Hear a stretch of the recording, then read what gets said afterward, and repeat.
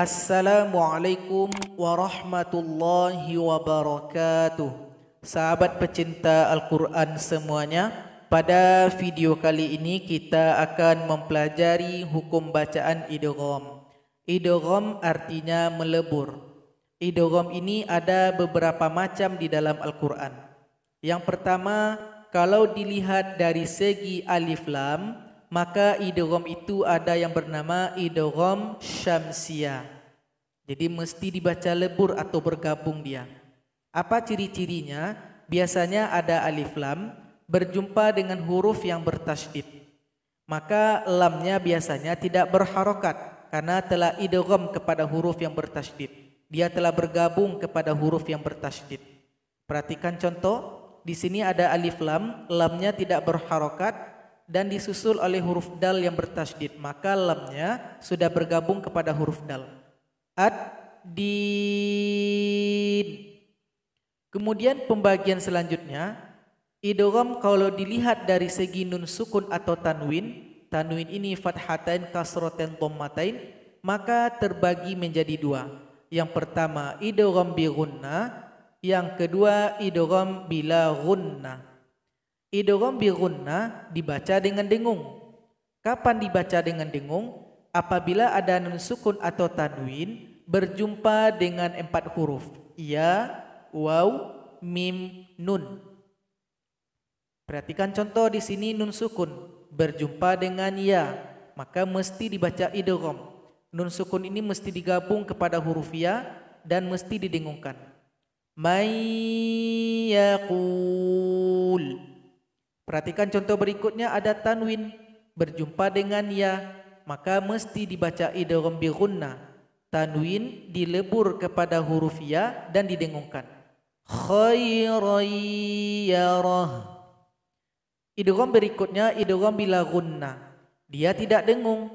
Kapan tidak dengung? Apabila ada tanwin atau nun sukun berjumpa dengan 2 huruf, ra dan lam.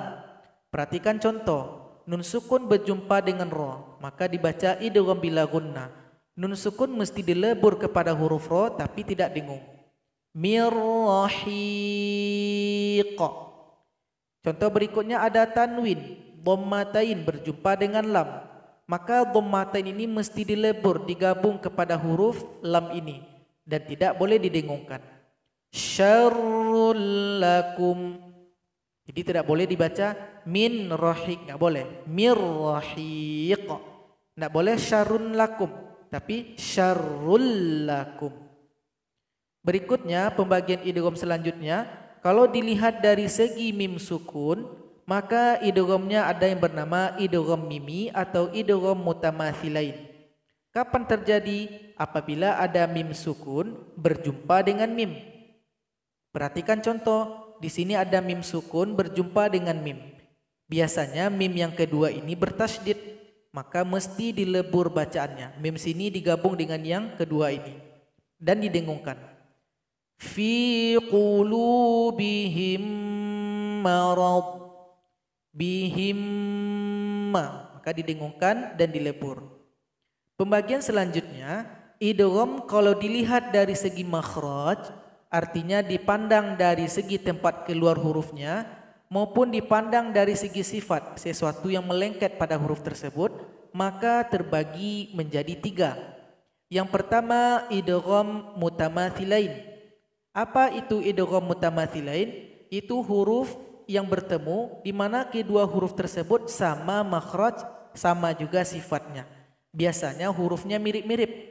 Ba bertemu ba, lam bertemu lam, qaf bertemu qaf, itu yang dinamakan idgham mutamathilain. Atau mim bertemu dengan mim. Sama dengan contoh yang ketiga, bisa juga dimasukkan kepada idgham mutamathilain dipandang dari segi makhraj dan sifat.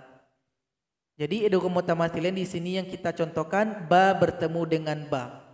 Perhatikan, maka ba yang pertama ini mesti digabung kepada huruf ba yang kedua, sehingganya qalqalanya enggak ada.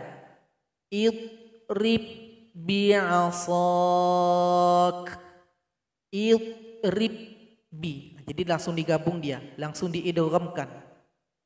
Kemudian yang kedua ada idgham mutajanisain. Itu pertemuan dua huruf di mana sama makhrajnya, tempat keluarnya sama, namun beda sifatnya. Misalkan di sini ada huruf ba dan huruf mim yang berjumpa. Ba ini dan huruf mim tempat keluarnya sama. Sama-sama keluar dari dua bibir, namun sifatnya berbeda. Ba ini qalqalah, mim bukan qalqalah. Maka dia mesti dilebur kalau bertemu. Sehingganya ba ini telah bergabung dengan huruf mim. Jadi enggak dibaca lagi dia. Irkam ma'ana. Yang ketiga ada idgham mutaqaribain. Apa itu idgham mutaqaribain? Pertemuan dua huruf di mana dekat kedua huruf tersebut dari segi makhraj dan sifat. Jadi dekat-dekatan makhraj dan sifatnya. Lihat di sini contoh ra dan huruf lam. Kalau dia bertemu, maka lam ini dengan ra makhrajnya dekat-dekatan. Nah, maka dia mesti dibaca idgham mutaqaribain. Lam ini sudah melebur kepada huruf ra.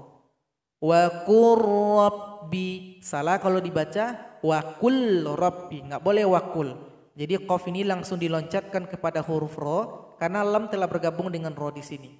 Wa qur rabbi. Pembagian idgham berikutnya ada dilihat dari segi kesempurnaan. Apakah idghamnya sempurna atau tidak? Yang pertama idgham kamil, sedangkan yang kedua ada idgham naqis. Idgham kamil, idghamnya sempurna. Kapan dikatakan sempurna? Itu pertemuan dua huruf. Huruf yang pertama sudah melebur 100% kepada huruf yang kedua. Sehingganya yang paling jelas dibaca adalah huruf yang kedua. Siapa saja yang termasuk idgham kamil?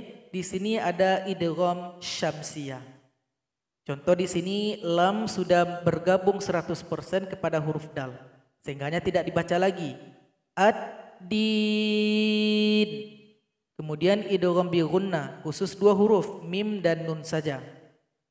Contoh di sini nunnya sudah bergabung kepada nun yang kedua. Dan yang terasa bunyinya adalah nun yang kedua.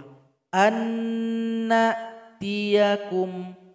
Kemudian nun sukun berjumpa dengan mim, maka nun sukun sudah tergabung kepada huruf mim dan tidak terasa bunyinya lagi. Amillah. Yang ketiga ada idgham bila gunnah. Ingat yang pembahasan sebelumnya tadi, huruf ra dan huruf lam. Nun sukun berjumpa dengan ra, maka huruf nunnya tidak terasa lagi bunyinya karena telah tergabung kepada huruf ra. Mirrahiqa. Miladun. Nun telah bergabung kepada huruf lam. Kemudian yang keempat idgham mutamathilain, pertemuan huruf yang mirip. Maka di sini ba yang pertama sudah tergabung kepada ba yang kedua. Maka ba yang kedua yang kita baca. Idrib bi'asak. Kemudian yang kelima ada idgham mutajanisain. Itu pertemuan huruf yang sama makhraj beda sifat. Selain dari huruf to yang bertemu dengan huruf ta. Misalkan di sini huruf ba yang bertemu mim, maka ba tidak dibaca lagi karena dia sudah bergabung 100% kepada huruf mim. Irkam ma'ana. Kemudian yang keenam ada idgham mutajanisain. Lam yang berjumpa dengan huruf ra. Lam tidak dibaca lagi karena sudah 100% bergabung dengan ra. Wa qur rabbi. Kemudian idgham yang berikutnya yang kedua ada idgham naqis. Idghamnya tidak sempurna. Maksudnya huruf yang pertama masih terbawa sifatnya kepada huruf yang kedua. Yang termasuk idgham naqis adalah yang pertama idgham bi gunnah. Yang pertama idgham bi gunnah, huruf mim dan nun masuk yang kamil. Sedangkan yang kedua ya dan huruf waw masuk kepada yang naqis. Perhatikan contoh. Nun ini punya sifat gunnah, punya sifat dengung. Sifat dengungnya ini masih terbawa kepada huruf ya. Sehingganya ketika mereka idgham, ya mesti didengungkan karena bawaan dari huruf nun.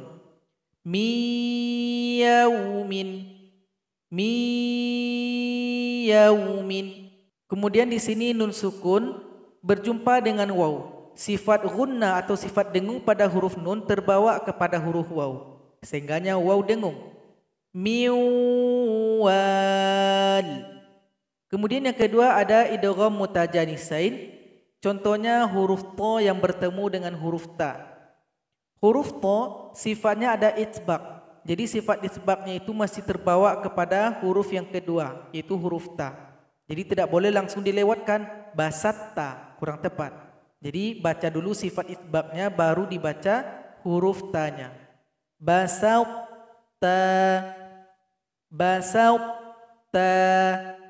Jadi itulah pembagian idgham yang ada di dalam Al-Quran. Moga pembahasan ini bermanfaat. Wassalamualaikum warahmatullahi wabarakatuh.